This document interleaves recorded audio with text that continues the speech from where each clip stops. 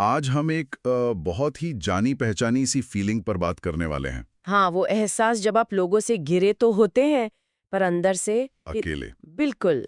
और ये सवाल कि भाई आजकल वो सच्चा वाला कनेक्शन, वो प्यार महसूस करना इतना मुश्किल क्यों हो गया है? और क्या वो अपनापन जिसकी हम सबको तलाश रहती है, हम खुद को दे सकते हैं? ये सबसे बड़ा सवाल है शायद। हमारे पास आज अकेलेपन से आत्म प्रेम तक का सफर नाम के एक सोर्स से कुछ जरूरी पॉइंट्स हैं। हाँ, काफी दिलचस्प है ये। तो आज इसी में थोड़ा गहरे उतरते, समझने की कोशिश करते हैं कि ये रिश्तों में आजकल दूरी क्यों महसूस होती है और खुद से वापस कैसे जुड़ा जाए, है ना? चलिए शुरू करते हैं।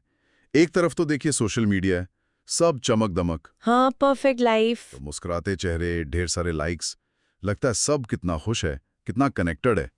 लेकिन फिर दूसरी तरफ जब असल में कोई मुश्किल आती है, रात को नींद नहीं आ रही, कोई चिंता है, तब कौन है? हाँ, क्या तब वाकई कोई होता है सुनने वाला? सोर्स भी कुछ ऐसा ही इशारा कर रहा है कि शायद लोग हमारे उस भारी सजे सवरे रूप को पसंद करते हैं। हमारी उलझनों को नहीं, हमारी खामोशी को नहीं। ये कॉन्ट्रास्ट, ये विरोधाभास अजीब नहीं लगता? बहुत ज्यादा। और देखिए, सोर्स इसी को पकड़ता है। ये चीज धीरे धीरे ना वो भावनात्मक उपेक्षा बन जाती है। Emotional neglect. Emotional neglect? मतलब कोई फिजिकली आपके साथ है, कमरे में मौजूद है, पर मेंटली या इमोशनली एब्सेंट है। अच्छा। सोचिए, आप कुछ बताना चाह रहे हैं, दिल की बात, और वो बस फोन देख रहे हैं, या आप परेशान हैं और वो कह देते हैं, अरे तुम तो ओवरथिंक करती हो। उफ, ये ओवरथिंकिंग वाला लेबल तो बहुत कॉमन है। बहुत।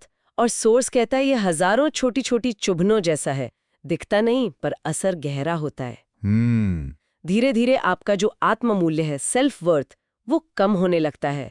जबकि सच्चा कनेक्शन, हाँ, वो तो सेफ फील कराना चाहिए, सुरक्षित, जजमेंटल नहीं, सही बात है। आलोचना वाला नहीं। और फिर वो अंदर का खालीपन, हाँ, इनर वॉइड जिसे सोर्स कहता है। जब बाहर से सब ठीक दिख रहा होता है, नौकरी है, दोस्त हैं शायद, हाँ, सब सेट है बाहर से, पर अंदर एक खाली जगह महसूस होती है, जैसे कुछ मिसिंग है। बिल्कुल।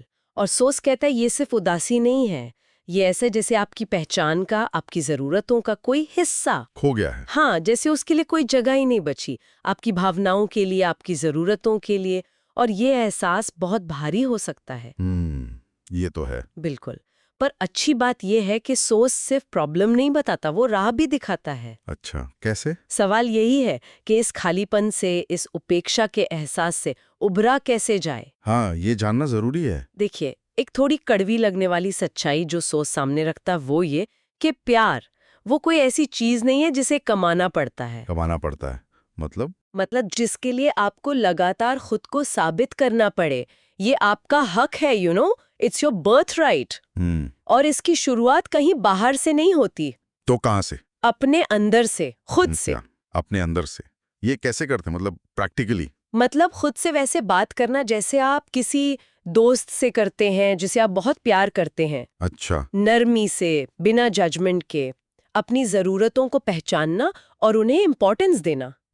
हम अक्सर अपनी ही जरूरतों को इग्नोर कर देते हैं ना? बिल्कुल, ये सोच करके शायद ये जरूरी नहीं है, या कोई समझेगा नहीं, या इट्स टू मच। हाँ। लेकिन सोर्स याद दिलाता है आपका दर्द वैलिड है, आपकी जरूरतें मायने रखती हैं। अपनी फीलिंग्स को एक्नॉलेज करना, स्वीकार करना, वो पहला स्टेप है। सोर्स में एक लाइन थी जिसने मुझे सोचने पे मजबूर किया।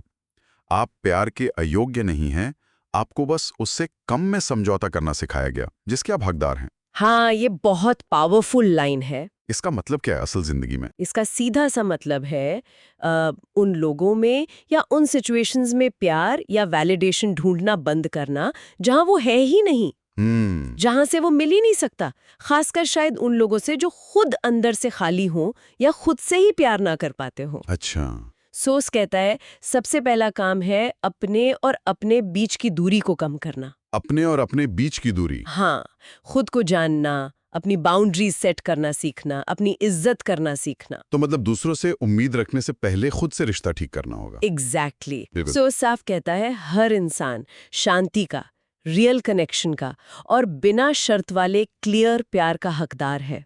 लेकिन इसकी फाउंडेशन, इसकी नींव खुद को एक्सेप्ट करने और वैल्यू करने से ही बनती है। अच्छा। जब आप खुद को समझने लगते हैं ना, तो फिर आप उन रिश्तों को पहचानने लगते हैं जो आपको ऊपर उठाते हैं और उनको भी जो नीचे खींचते हैं। हाँ, और फिर उनसे दूरी बनाना आसान हो जाता है।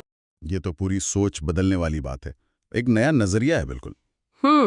तो चलिए आज की बातचीत को समेटते हुए अपने सुनने वालों के लिए एक छोटा सा सवाल छोड़ जाते हैं। जरूर। आज अभी इसी वक्त अपने अंदर की उस दूरी को थोड़ा सा कम करने के लिए, खुद से थोड़ा और जुड़ने के लिए, वो सबसे पहला छोटा सा कदम क्या हो सकता है? सोचिएगा जरूर।